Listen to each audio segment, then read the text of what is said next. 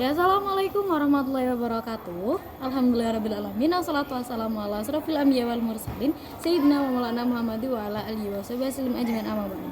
Yang terhormat dan yang kehormati Abiani dan Nida selaku pengasuh pesantren Seperti Melari Bani Fida, yang kami hormati Miss Alfi dan Miss Yun selaku kepala madrasah MTS MA Al-Quran Lari Bani Fida, yang saya hormati seluruh jajaran dewan guru, bapak pengurus, dan semua teman-teman yang berbahagia, khususnya yang terhormat untuk Miss Iza selaku guru pengampu dari pelajaran biologi ujian biologi pada pagi hari ini. Perkenalkan, nama saya Binti Sania dari kelas 12 MA Al-Quran Lari Bani Fida. Di sini saya akan mempresentasikan tentang daur biokimia dari pelajaran biologi. Nah, yang pertama adalah daur karbon. Nah, daur karbon itu dia tuh awalnya tuh adalah senyawa anorganik CO2 yang diubah produsen menjadi karbon organik. Nah, dia itu diubahnya itu melalui proses fotosintesis.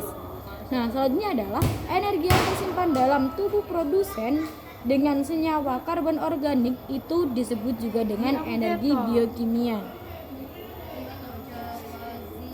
Nah, fungsi dari daur karbon sendiri ini adalah untuk aktivitas fisiologi produsen respirasi.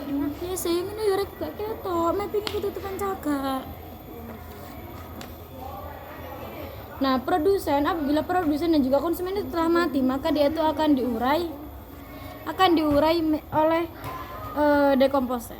Nah, selanjutnya itu adalah karbon nitrogen. Karbon nitrogen itu dia tuh dimanfaatkan itu untuk membentuk protein atau komponen penyusun asam nukleat, yang yaitu apabila nitrat itu diserap oleh akar, maka dia itu akan menjadi protein nabati.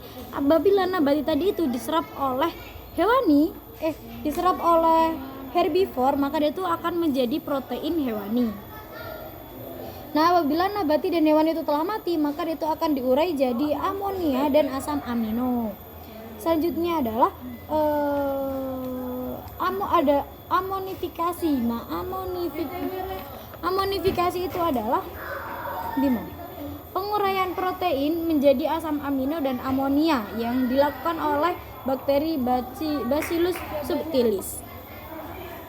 Nah, selanjutnya ada denitrifikasi, yaitu perbanyak nitrat dan gas nitrogen. Dan yang dia itu dibebaskan di udara, dan yang berperan dalam denitrifikasi adalah bakteri Mitrococcus. Nah, selanjutnya adalah pengikatan nitrogen di udara secara elektrokimia, maka dia itu memerlukan energi halilintar yang dengan hal ini nitrogen itu akan berkaitan dengan oksigen, maka dia itu akan menghasilkan nitrogen dioksida. Selanjutnya adalah daur air. Daur air itu dia tuh berperan untuk menjadi pelarut yang fungsinya itu untuk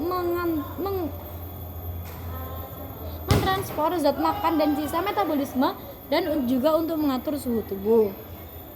Nah, apabila air itu terkena matahari di permukaan bumi, apabila terkena sinar matahari itu mengenai permukaan bumi yang ada airnya, maka dia itu akan terjadi yang namanya evaporasi atau penguapan. Nah, tapi evaporasi itu tidak hanya ada bagi air aja, tapi juga itu berlaku untuk makhluk hidup yang lainnya. Itu tapi namanya bukan evaporasi, tapi transpirasi atau keluarnya uap dari stomata. Nah, selanjutnya adalah air itu tadi dia tuh menguap ke atas ke atmosfer, dan dia tuh menjadi awan. Nah, awan itu dia tuh berpindah karena dia tuh tergantung oleh suhu dan udaranya, itu yang namanya kondensasi. Nah, maka karena semakin dinginnya suhu di udara, maka dia tuh akan menjadi tetesan air hujan yang namanya presipitasi. Nah, selanjutnya itu adalah infiltrasi, yaitu di mana masuknya air ke dalam tanah karena air ke dalam tanah secara vertikal, yang dia itu disebabkan karena gaya gravitasi, itu namanya adalah perkolasi. Selanjutnya adalah daur fosfor. Daur fosfor itu dia itu adalah fosfor itu berasal dari pelapukan batuan mineral uraian organik oleh dekomposer.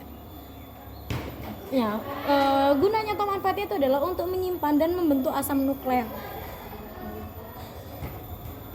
Dan untuk respirasi atau pernapasan dan asimilasi untuk menyerap nutrisi dalam makhluk hidup.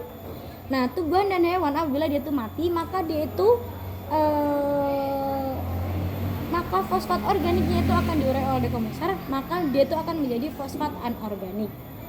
Nah, fosfat anorganik tadi itu apabila dia itu terlarut dalam endapan, terlarut alami, maka dia itu akan mengalami endapan.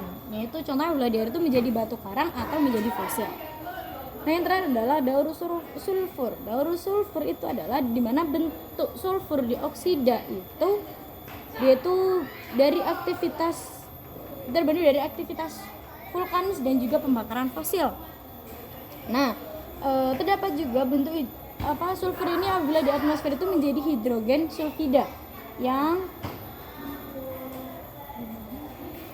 yang dilepas dari proses pembusukan bahan organik yang dilakukan oleh jamur pengurai. Nah, itu adalah oksidasi di atmosfer itu dia itu akan membentuk yang namanya sulfat. Yaitu di mana apabila kandungan gas sulfat di udara terlalu tinggi, maka presipitasi yang dihasilkan itu juga sangat asam. Oleh karena itu terjadinya hujan asam. Cukup sekian dari saya, kurang lebih mohon maaf. Assalamualaikum warahmatullahi wabarakatuh.